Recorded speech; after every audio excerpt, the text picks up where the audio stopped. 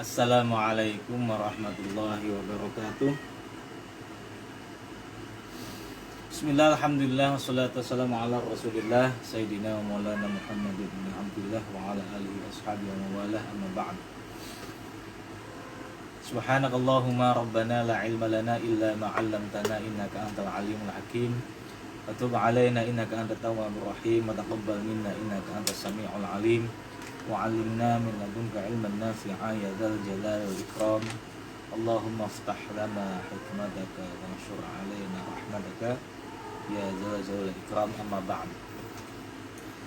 Hadirin sekalian yang dirahmati Allah Subhanahu wa taala, kita lanjutkan mutalaah kita kitab Tanqihul Qaul karya Syekh Nawawi Al-Bantani yang merupakan syarah penjelas dari kitab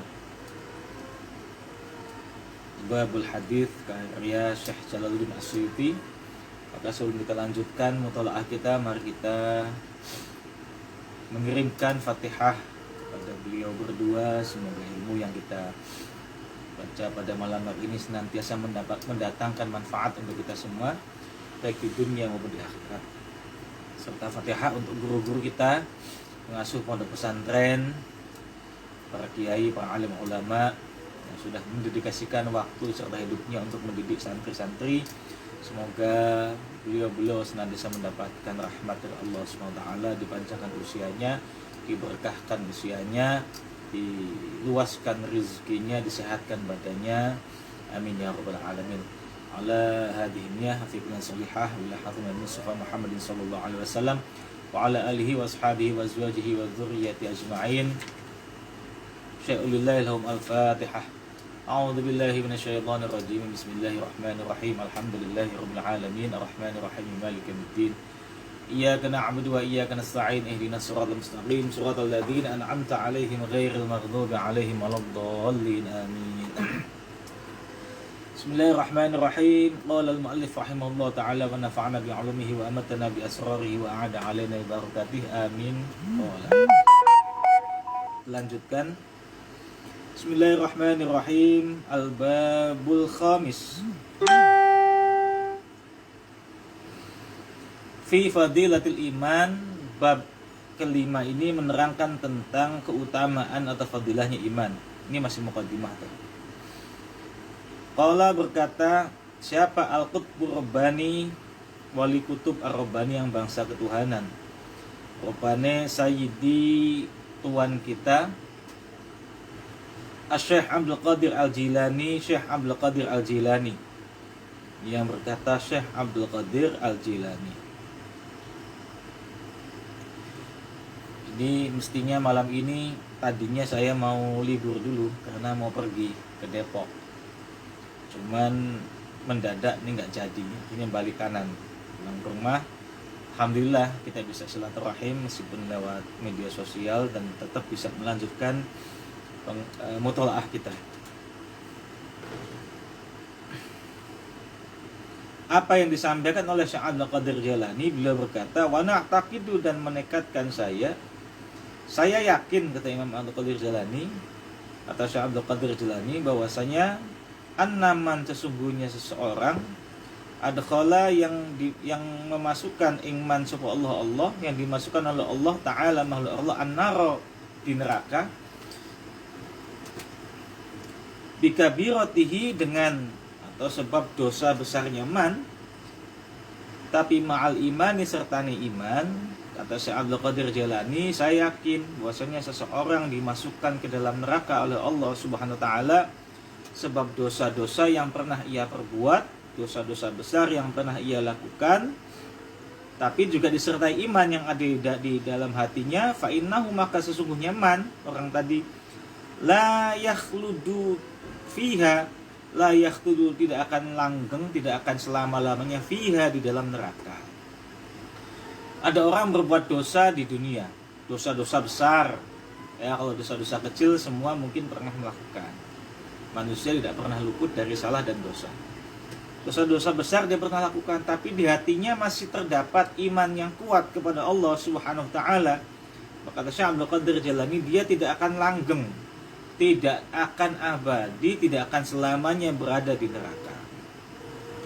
bal yuhrijuhu balik ngetakan sapa Allah minha saking neraka, balik ngetakan sapa Allah ing man minha saking neraka li anna nara karena sungnya neraka fi haqqihi ing dalam haqqe man kasijni seperti penjara fi dunya dalam dunia. Tapi oleh Allah akan dikeluarkan dari neraka. Jadi neraka itu sebagaimana penjara saja. Orang sudah pernah berbuat salah, berbuat dosa, maka dia dipenjara. Kalau di dunia dia berbuat kesalahan, berbuat melanggar hukum, menjadi seorang kriminal, maka akan ditangkap oleh petugas hukum, petugas keamanan, dan dia akan diadili dan dimasukkan dalam penjara. Analogi semacam itu bisa diterapkan pula nanti di akhirat ketika seorang berbuat dosa, tidak bertobat, tidak mengakui kesalahannya, tidak memohon ampun kepada Allah selama hidupnya di dunia, maka ketika di akhirat dia akan dimasukkan ke dalam neraka. Sebagaimana orang yang melakukan kesalahan di dunia ketika dimasukkan ke penjara, maka ada masa waktunya. Suatu saat dia akan mengalami bebas. Ketika masa hukumannya selesai, maka dia bebas. Pun demikian dengan di neraka. Ketika masa hukumannya selesai, maka dia juga akan bebas.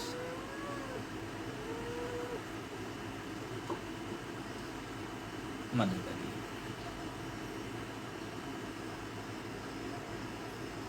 Yastawfi amrin minhu sakiman biqadari jarimatihi kelawan kadar kesalahan iman, tsumma yuhrijuhu monggo nuli ngetokake sapa Allah ing man birahmatihi kelawan rahmati Allah, birahmatillahi kelawan rahmati Allah taala mahaluhur Allah.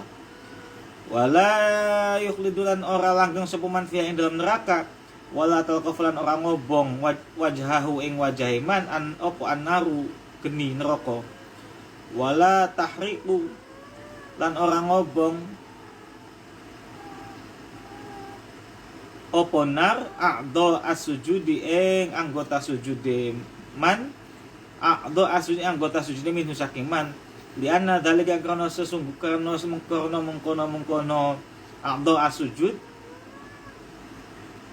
iku haramun haram ala nar ing atase neraka, wala yang qata'u lan ora putus opo toma'uhu pengharapan iman binallahi ta'ala saking Allah ta'ala fi kulli halin ilang saban-saban tingkah madama selagine ono sepoman atau langgeng sepoman finnar yang dalam neraka hatta yahruja sehingga metu sepoman minha saking nar fayadkhulu mongko mlebu sepoman aljannata ing swarga wa yu'talan den paringi sepoman ad-darajata ing pira-pira derajat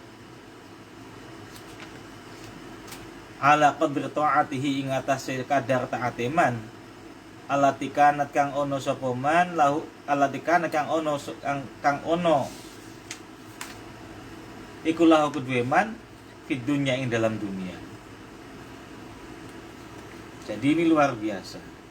Orang itu meskipun berbuat dosa, berbuat kesalahan, banyak maksiat, sepanjang di hatinya terpatri keimanan kepada Allah Subhanahu wa taala, maka meskipun ia kelak nanti akan mengalami siksa di neraka, suatu saat ia akan dientaskan dari neraka, dan sebab rahmatnya Allah Subhanahu wa taala ia akan dimasukkan oleh Allah ke dalam surga. Ya, makanya ini yang menjadikan kita tidak boleh putus asa dari rahmatnya Allah Subhanahu wa taala. Karena rahmatnya Allah itu sangat luas sekali. Sebesar apapun dosa kita, pasti suatu saat akan diampuni. Sebesar apapun kesalahan kita, suatu saat akan selesai masa hukumannya. Dan menariknya dan baiknya Allah itu dilalah surga itu sebagai destinasi terakhir. Jadi sebanyak apapun kesalahan dan dosa kita, sepanjang kita masih punya iman, meskipun iman itu kecil, ya, misqalu dzarrah misalnya, hanya sebesar biji dzarrah, biji sawi, tetap saja iman itu yang akan membawa kita ke dalam surga. Luar biasa. Dosanya besar, ya, tapi imannya kecil, yang dilihat nanti di hasil akhirnya adalah imannya. Coba kalau dibalik, ya. Kalau neraka sebagai destinasi terakhir, sebesar apapun pahala kita, sebesar apapun ibadah kita, sebesar apapun kebaikan yang pernah kita lakukan, kalau kita masih punya kesalahan atau dosa sekecil apapun masih masuk neraka. Nah, ini kan repot. Ya. Ini pasti semua orang pada protes, ya, termasuk semuanya protes. Untungnya Allah baik hati sekali. Yang dilihat sebagai hasil akhir adalah keimanannya seseorang, ketaatannya seseorang. Jadi sekecil apapun ketaatannya, maka dia pasti akan merasakan kenikmatan surga. Tentunya setelah mengalami masa hukuman yang tidak tahu berapa lama dia di neraka. Tergantung biqadri jarimatihi, tergantung dosa yang pernah ia lakukan di dunia, tergantung kesalahannya. Kalau kesalahannya sedikit ya pasti nggak lama di neraka. Tapi kalau kesalahannya banyak ya dinikmati saja di nerakanya seperti apa. Lama dan tidaknya tergantung kita. Ya meskipun kita punya harapan besar, artinya tidak boleh putus asa dari rahmatnya Allah, bukan berarti pula kita menyepelekan bahwasanya tenang, pasti masuk surga, ini yang penting membawa iman. Yo nggak gitu juga. Iya kalau sampean punya iman. Ya, kalau tiba-tiba imannya dicabut kan repot. Ya. Kalau tiba-tiba imannya dihilangkan oleh Allah kan repot. Dan yang hebat lagi, di sini dikatakan wala talfahu wajhahu naro wala tahriku a'dha as-sujudi minhu li'anna dzalika haramun 'alan nar. Orang yang punya iman itu tidak akan terbakar wajahnya. Orang yang ahli sujud, anggota sujud itu tidak akan terbakar. Kita pernah sujud nih, makanya sering-sering sujud dimanapun tempatnya sebagai saksi nanti. Di rumah kita sujud, di masjid kita sujud, ya kita singgah di mana kita sujud, itu sebagai saksi juga nanti suatu saat kalau neraka mau membakar wajah kita, mau membakar anggota sujud kita, semuanya bisa menjadi saksi yang meringankan kita kelak di akhirat. Ini menarik ini buat agar kita lebih optimis lagi dalam memandang kehidupan kelak di akhirat. Al-babu sadisu fi fadilatil wudu. Bab yang ke-6 nanti, ya ini sebagai garis besar saja. Bab yang ke-6 nanti akan menjelaskan tentang fi fadilatil wudu'i, tentang keutamaan atau fadilahnya wudu. Ruya diriwayatkan an Nafi'in dari Nafi, Imam Nafi radhiyallahu anhu. Radhiya semoga meridhai sapa Allah anhu kepada Imam Nafi'. Dari Nabi sallallahu alaihi wasallam, hadis dari Nabi Muhammad sallallahu alaihi wasallam annahu qala, annahu sesungguhnya Nabi itu qala berkata sapa Nabi, ma min abdin, tidak ada satu hamba pun, kata Rasulullah, tawaddo'a yang wudu sapa abd, fa ahsana dan membaguskan al wudu yang wudu, membaguskan sapa abd al wudu yang wudu ala tartibihi ing atase tartibe wudu, illa a'tahu kejaba aweh sapa hu ing man sapa Allah bikulli qatratin kelawan saben-saben tetesan takturu kang netes minal wudu'i saking wudu eman asra hasanatin ing 10 pira-pira kebagusan. Rasulullah sallallahu alaihi wasallam bersabda begini. Kata Rasulullah, tidak ada satu hamba pun yang wudunya bagus. Apa wudunya bagus tuh? Ala tartibihi. Jadi yang sunah-sunahnya dilakukan, dikerjakan, dari mulai membasuh tangan, membaca bismillah, kemudian berkumur-kumur, kemudian istinsya memasukkan air ke dalam hidung, kemudian mengusap, membasuh wajah sampai sempurna, kemudian membasuh tangan juga sempurna hingga siku, mengusap kepala, membasuh telinga, saat tertib sampai kemudian kaki. Itu dilakukan semuanya. Rukunnya dilakukan, ya kalau rukun dah pasti ya. Sunnah-sunnahnya juga dilakukan. Maka akan diberikan sesuatu yang luar biasa oleh Allah. Apa? Bahwa setiap tetesan air wudhu kita setiap tetesan yang menetes dari air wudhu kita, minal wadu'i, bukan wudhu, minal wadu'i, dari air wudhunya itu dibalas dengan 10 macam kebaikan. Satu tetesan 10 macam kebaikan.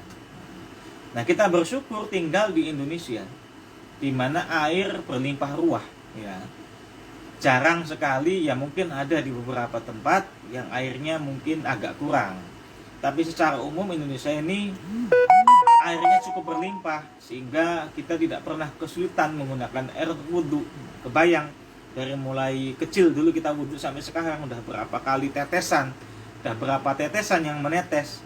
Artinya sudah berapa kebaikan yang pernah kita dapatkan dari air wudhu yang menetes dari wudhu kita. Alhamdulillah.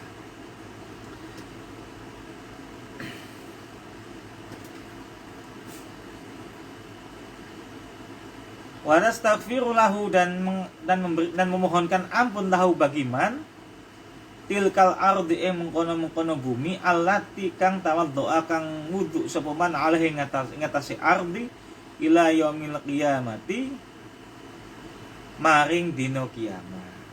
Tambahannya malah luar biasa, dan bumi yang kita pijak, bumi yang kita jadikan tempat untuk berwudu akan senantiasa memohonkan ampun kepada kita sampai hari kiamat. Tidak hanya pas wudu, tapi sampai hari kiamat pun akan selalu memohonkan ampun kepada kita. Ini apa namanya? Salah satu atau salah dua tadi sudah disebutkan satunya, termasuk fadilahnya wudu. Salah satu fadilahnya wudu. Ya. Bahwasanya setiap tetesan yang menetes dari air wudhu kita juga dibalas dengan 10 macam kebaikan. Di sisi lain juga dosa-dosa kita dimintakan ampun. Oleh siapa? Oleh bumi. Bumi yang kita pijak untuk berwudhu. Makanya sering-sering berwudhu, ya, dimanapun tempatnya berwudhu. Lagi perjalanan ya berwudhu. Jadi yang disebut dawaimul wudhu itu melanggarkan wudhu, ya sering-sering wudhu, sesering mungkin lah. Kalau perlu kita selalu dalam keadaan suci, dalam keadaan berwudhu. Al-babus sabi'u, bab yang ketujuh, fi fadilatis siwaki, di dalam menerangkan keutamaannya siwak atau sikat gigi, gosok gigi. Ini agama Islam ini luar biasa, cukup mendetail hal semacam ini, termasuk apa namanya fadhailul a'mal, keutamaan-keutamaannya amal-amal. An Abi Hurairah, hadis dari Abi Hurairah radhiyallahu anhu, semoga meridhai sapa Allah anhu kepada Abi Hurairah. An Rasulillah sallallahu alaihi wasallam, dari Rasulullah sallallahu alaihi wasallam, annahu sesungguhnya Rasulullah qala, berkata sapa Rasulullah, laula an asyqa, seandainya lamun ora nyento ngabotaken, kalau Jawanya gitu, seandainya tidak memberatkan ala ummati, kepada umatku, la amartahum, maka pasti akan aku perintahkan bisiwaki, untuk selalu bersiwak, ma'akul liwuduin, beserta setiap kali mereka berwudu. Kata Rasulullah, seandainya saya tidak khawatir itu akan memberatkan umatku, pasti saya akan perintahkan umatku untuk selalu bersiwak setiap kali wudu. Wafi riwayatin akhar, itu ma'akuli sholatin. Saya pernah baca di kitab Takrirat kalau nggak salah, itu ma'akuli sholatin, ada seperti itu. Jadi kata Rasulullah, seandainya tidak memberatkan umatku, pasti akan aku perintahkan bersiwak. Di sini ma'akuli wuduin, tapi dalam kitab yang lain, dalam riwayat yang lain juga dikatakan ma'akuli sholatin, setiap sholat. Makanya kita sering melihat orang-orang tua kita terutama sebelum sholat itu pakai siwak dulu, ya, kayu arok, ya, pakai kayu arok. Nah di sini ma'akuli wudu, ya kalau wudu ya bisa seperti itu sepanjang wudu. Ini menunjukkan apa? Menunjukkan bahwasanya siwak ini memiliki nilai kebaikan yang sangat tinggi, ya sangat tinggi. Bahkan Rasulullah pun hampir mewajibkan itu. Untungnya tidak jadi, karena ya kalau wajib ya kita pasti diperintahkan bersiwak setiap kali menjelang wudhu. Ya.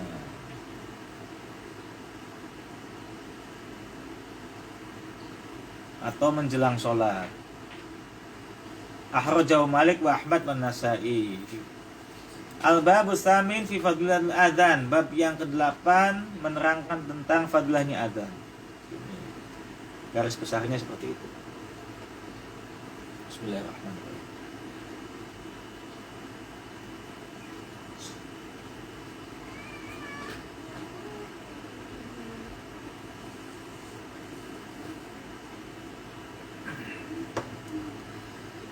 An Jabirin, dari sahabat Jabir radhiyallahu, semoga meridai Allah anhu, kepada sahabat Jabir, anna Rasulullah, sungguhnya Rasulullah sallallahu alaihi wasallam qala, berkata, li Bilalin, bersabda li Bilalin kepada sahabat Bilal.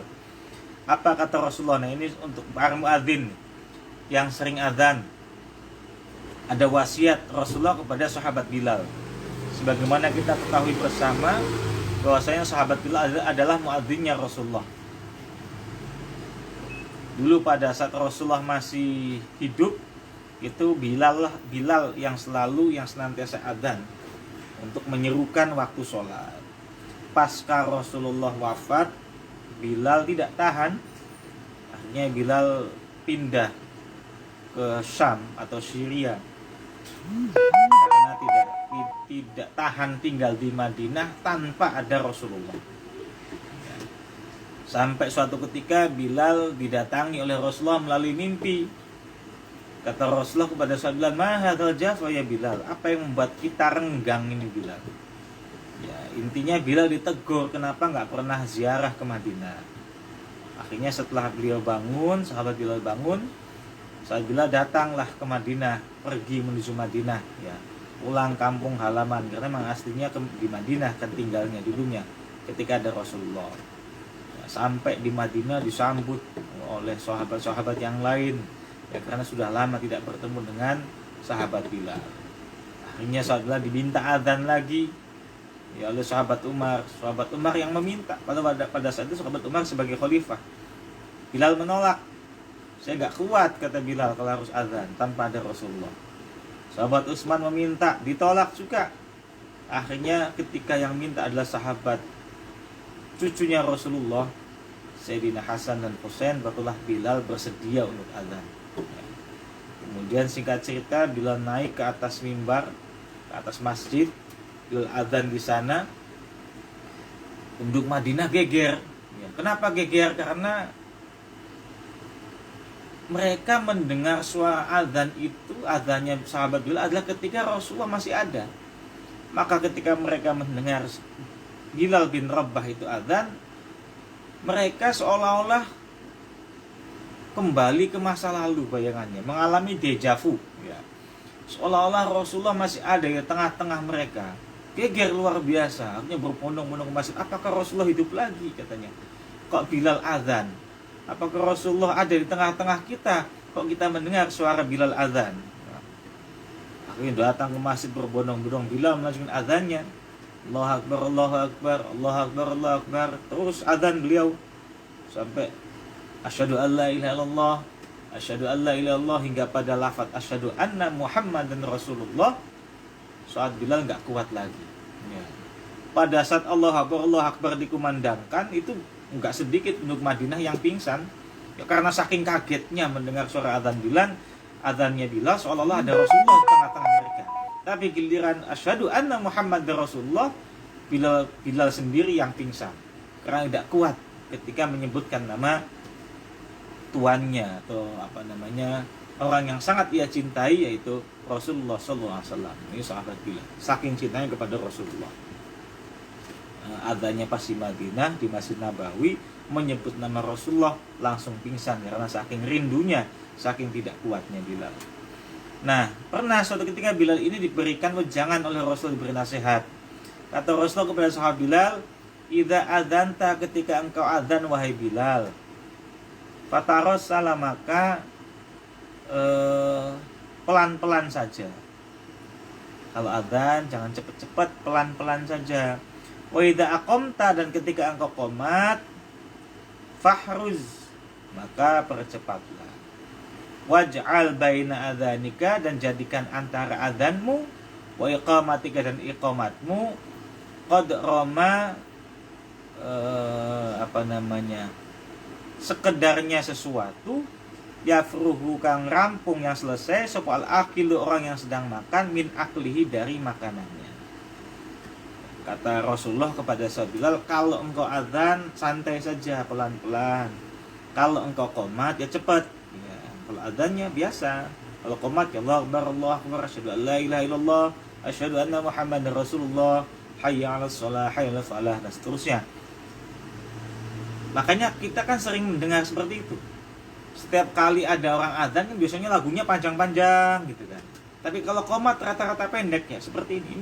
Dalilnya seperti ini. Dalilnya sudah disampaikan. Ini merupakan wasiat atau pesan Rasulullah kepada sahabat Bilal. Kalau adzan pelan, kalau qomat cepat, seperti itu. Dan jarak antara adzan dan qomat kata Rasulullah, qadrama yafrughul akil min aklihi. Sekiranya orang yang makan itu selesai dengan makanannya. Ya orang biasanya makan seberapa lama lah, nah, sekitar segitu. Rawahu Tirmidzi. Diriwayatkan dari Imam Tirmidzi, wa dha'afahu, dan mendhaifkan hu ing hadis sapa Imam At-Tirmidzi. Jadi Imam Tirmidzi mengatakan hadis ini dhaif. Tapi enggak apa-apa, dhaif itu enggak apa-apa untuk fadhailul amal, untuk keutamaan amal, ya, sepanjang tidak bertentangan dengan hadis yang sahih. Atau ini enggak ada bertentangannya dengan hadis sahih ini, hadis yang ini, ya.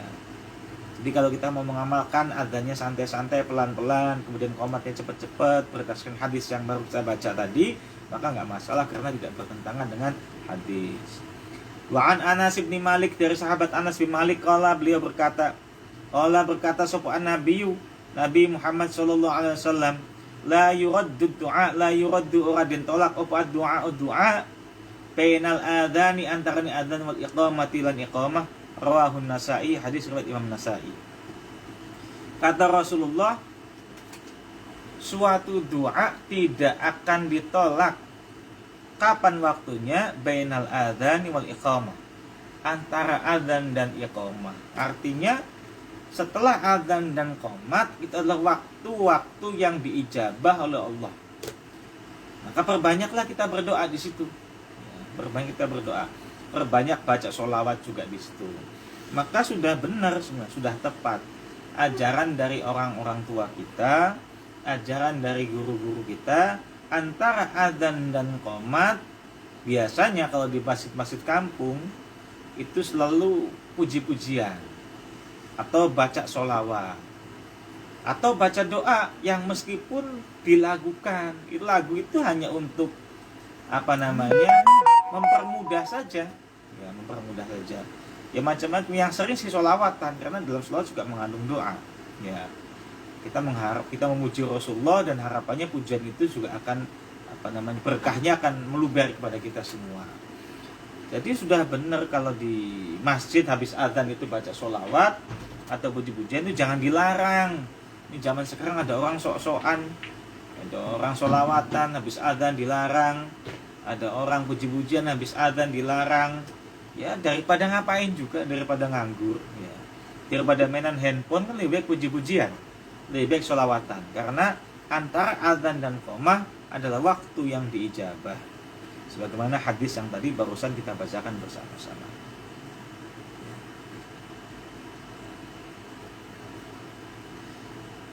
Al-babut tasi', bab yang ke-9, fi fadilati sholatil jama'ati, di dalam menerangkan tentang fadilahnya sholat berjamaah. An Abi Hurairah qala, dari sahabat Abi Hurairah qala berkata, ata datang an-nabiyya ing nabi, ata sowan, pada orang yang lebih kita hormati bahasanya sowan. Ata sowan an-nabiyya ing nabi sallallahu alaihi wasallam, sapa yang sowan, rajulun, seorang laki-laki, a'ma yang buta. Ada orang buta sowan kepada Rasulullah sallallahu alaihi wasallam. Faqala, maka berkata sapa rajul tadi berkata, orang yang buta tadi berkata kepada Rasulullah, ya Rasulullah, wahai Rasulullah, Laisali, tidak ada li bagi kami, bagi saya, itu qaidun, orang yang nuntun, yakudu, yang nuntun nih kepada saya, ilal masjidi, kepada masjid. Yakudu nih, yang nuntun saya, ilal masjidi, kepada masjid. Saya ini buta, tidak bisa melihat, tidak ada orang yang nuntun saya, tidak orang yang menggandeng saya, tidak orang yang memberikan petunjuk saya kepada masjid. Farakhoso, moko gawe rukhsah, gawe ringan sapa Rasul lahu, kedua rajul, lahu bagi rajul. Maka Rasulullah sudah memberikan keringanan kepada rajul. Ya udah, kalau gitu nggak usah jamaah, nggak apa-apa, kata Rasulullah. Karena kamu buta, nggak ada yang nuntun, ya, nggak ada yang memberikan petunjuk jalan, nggak ada yang menuduhkan jalan, nggak ada yang menuntun saya masjid.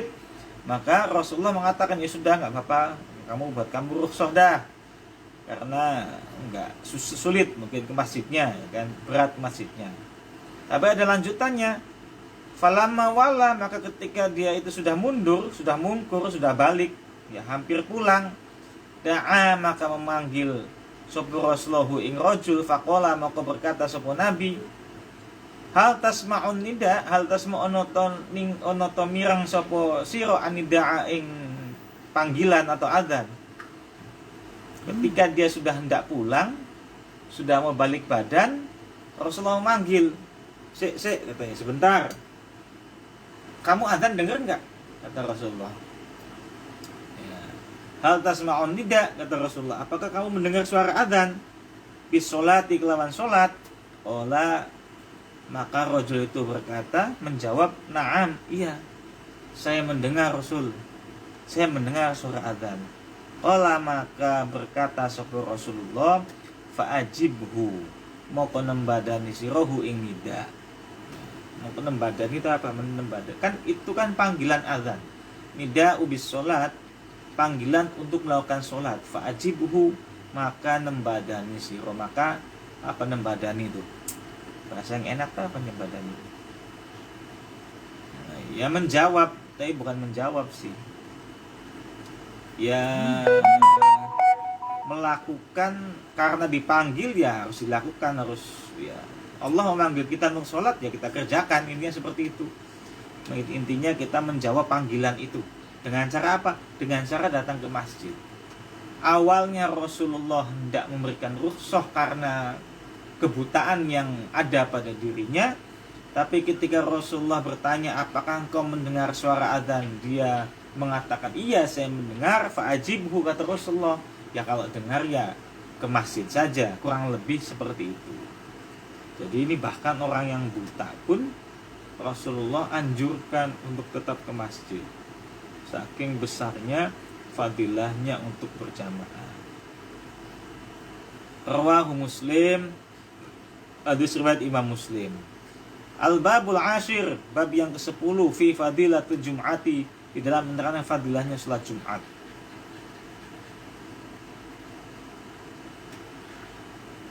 Sudah jam 9. Ini dilanjutkan di pertemuan yang akan datang saja, ya, biar lebih santai.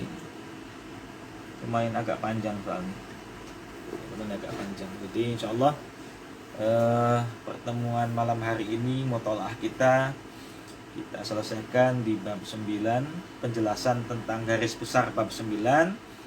Masih muqaddimah, insyaallah pertemuan malam Selasa yang akan datang kita lanjutkan di penjelasan tentang garis besar bab 10. Semoga yang sedikit ini ada manfaatnya untuk kita semua.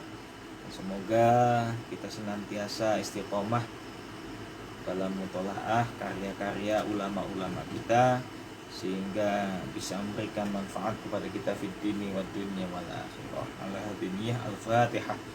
A'udzubillahi minasyaitonir rajim. Bismillahirrahmanirrahim.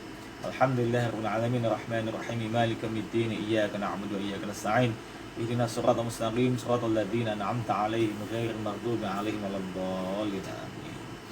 Hadanallahu wa iyyakum minkum ajma'in. Wallahu muwaffiq ila aqwamit thoriq. Wassalamualaikum warahmatullahi wabarakatuh.